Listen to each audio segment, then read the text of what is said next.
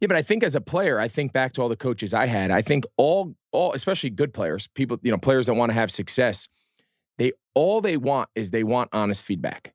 Whether they're 10 years old or 35 years old in the NFL and everybody in between, I wanted to know where I stood.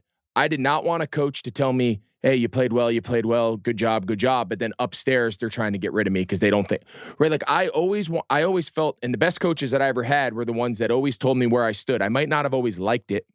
I might not have always liked the feedback, but I knew when they told me I played well, it's because I played well. Because if I didn't play well, they were going to tell me. And I feel like in today's world, we see it with a lot of the young kids coaches where everybody's so scared to tell people the truth that so many of these kids now, and I'm sure you see it, and we're going to get to this here in a minute. I'm sure you see it where these kids go their whole lives, and until maybe they get to late in high school or definitely in college, it's the first time everyone's ever told them, hey, that's not good enough, or you need to improve here if you want to play, or whatever the case may be. Nobody ever tells kids the truth anymore. And when you do, they look at you like you're crazy. It's there's so many people that are involved with the athletes nowadays, and they want to, they want to talk about the nice stuff, but they don't want to talk about the stuff that's not so nice. And the kids are all worried about their branding and their social following on the internet.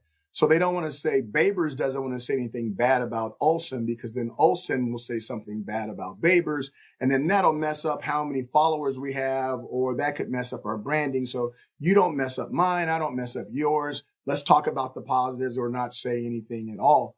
And then when it comes down to coaching, I can't coach you if you don't receive, watch this, receive what I'm saying. I can give you knowledge, but if you don't receive it, you don't retain it, and you can't apply it. Then it's no good. It's no good. It doesn't matter how good of a coach you are anymore if I don't absorb it. And that's exactly right. So the relationship to me is everything. Now, you can like country and I can like Motown. That has nothing to do with it. But our relationship has to be pure. And I tell young men all the time, like, hey, I have knowledge, all right?